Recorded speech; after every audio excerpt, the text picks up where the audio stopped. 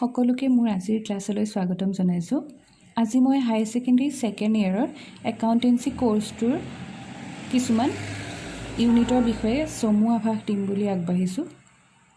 আসাম হাই secondary education কাউন্সিলৰ আণ্ডাৰত হাই secondary second ইয়েৰৰ accountancy গোটেই কোৰ্ছটো part এ আৰু পাৰ্ট বিত দুটা ভাগত ভাগ কৰিছে।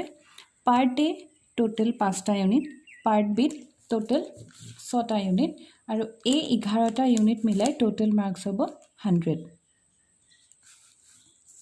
এতিয়া আমি পাৰ্ট এৰ বিষয়ে অলপ চাবলৈ আহিছোঁ।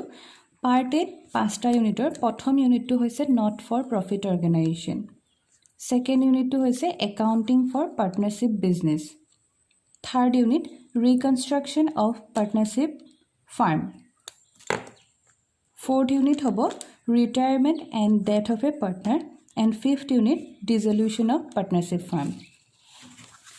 Part B first unit to ase accounting for share capital, second unit to issue and redemption of debenture, third unit to financial statement of a company, fourth unit to analysis of financial statement, fifth unit to accounting ratio aru sixth unit to cash flow statement.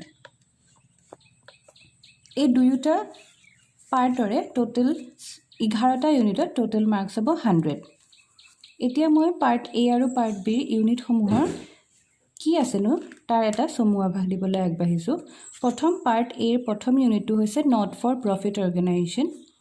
ইয়াত আমি যিবোৰ অৰ্গেনাইজেশ্যনে profit motive নাথাকে, যাক আমি not for profit organisation, that is not for profit seeking organisation, সেই অৰ্গেনাইজেশ্যনসমূহে কেনেকৈ তাহাঁতৰ একাউণ্টেঞ্চিটো প্ৰিপেয়াৰ কৰে, কেনেকৈ তাহাঁতৰ ট্ৰানজেকশ্যনবোৰ ৰেকৰ্ড কৰে, সেই বিষয়ে পঢ়িবলৈ পাম। ছেকেণ্ড ইউনিটত আছে accounting for partnership business.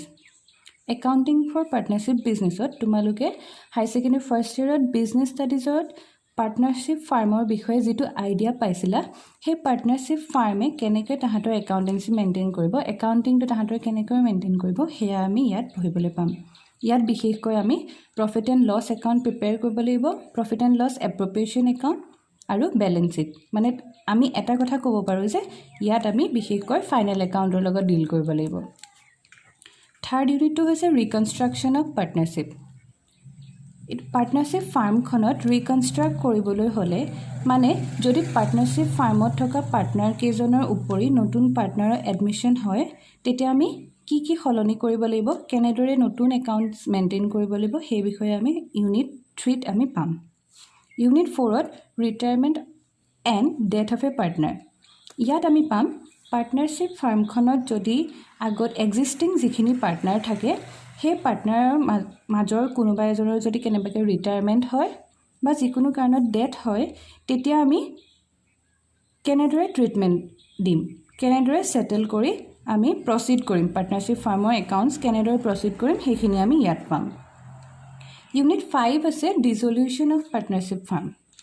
ডিছলিউশ্যন of partnership ফাৰ্মত আমি পাৰ্টনাৰশ্বিপ ফাৰ্মখনত যিটো মটিভ লৈ আগবাঢ়িব, সেই মটিভটো মানে যিটো এইম তাহাঁতৰ অবজেক্টিভছ থাকিব, সেইটো এইমটো যেতিয়া কমপ্লিট হ'ব, তাৰ পাছত যদি পাৰ্টনাৰশ্বিপ ফাৰ্মখন যদি ব্ৰেক কৰিব বিচাৰে বা ষ্টপ কৰিব বিচাৰে, তেতিয়া তাহাঁতৰ কেনেদৰে আগবাঢ়িব বা কেনেদৰে তাহাঁতি একাউণ্ট ছেটেল কৰিব, কেনেদৰে তাহাঁতৰ এছেট এণ্ড লাইবিলিটিজখিনি ৰিয়েলাইজ কৰিব, পে' কৰিব, সেইখিনি আমি এইটো ইউনিটত পঢ়িবলৈ পাম। এতিয়া একাউণ্টেঞ্চি পাৰ্ট বিত যিখন কিতাপ পাম, সেই কিতাপখন মেইনলি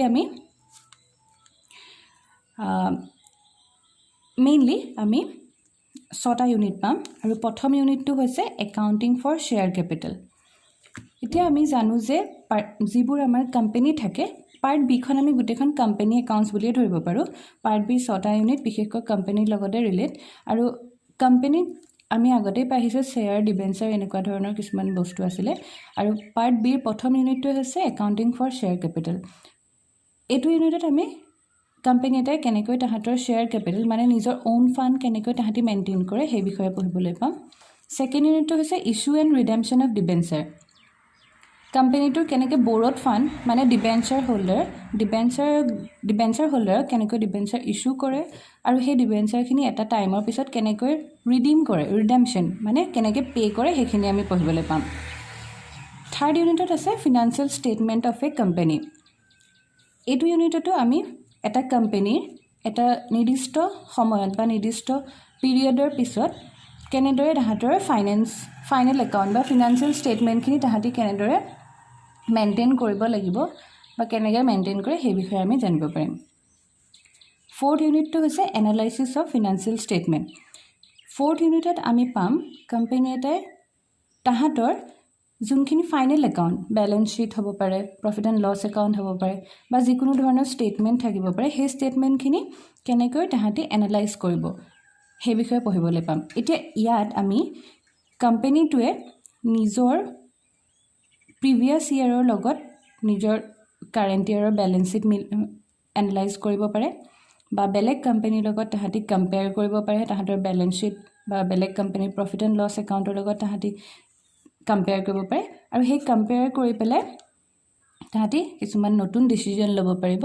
তাৰ কাৰণে আমি সেইটো কাৰণেই কোৱা হয় যে analysis of financial statement. Unit 5টো আছে একাউণ্টিং ৰেচিঅ'। একাউণ্টিং ৰেচিঅ' হৈছে কিছুমান ৰেচিঅ' যিখিনি আমি কিছুমান একাউণ্টিং টাৰ্মৰ মাজত কিছুমান ৰেচিঅ' উলিয়াব লাগে, সেইখিনি ৰেচিঅ' উলিয়াব লগা হ'ব আৰু এই ফিনান্সিয়েল ষ্টেটমেণ্টতে আমি পাম। একাউণ্টিং ৰেচিঅ' কেইটামানৰ বিষয়ে মই কৈ দিছোঁ। এছেট আৰু লাইবিলিটিৰ মাজৰ ৰেচিঅ', কাৰেণ্ট এছেট আৰু কাৰেণ্ট লাইবিলিটিজৰ মাজৰ ratio', quick asset and quick লাইবিলিটিজৰ মাজৰ ৰেচিঅ', তাৰপিছত share holder fund and debenture holder ফাণ্ডৰ মাজৰ ৰেচিঅ'। এনেদৰে আমি বিভিন্ন ধৰণৰ আমি ইয়াত ৰেচিঅ' উলিয়াব লাগিব।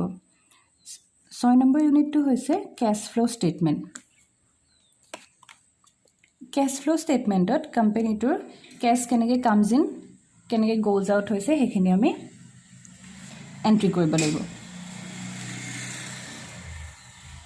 এয়া আমাৰ একাউণ্টেঞ্চি ছেকেণ্ড ইয়েৰৰ কোৰ্চটো 100 মাৰ্কছৰ টোটেল 11টা ইউনিট। Thank U.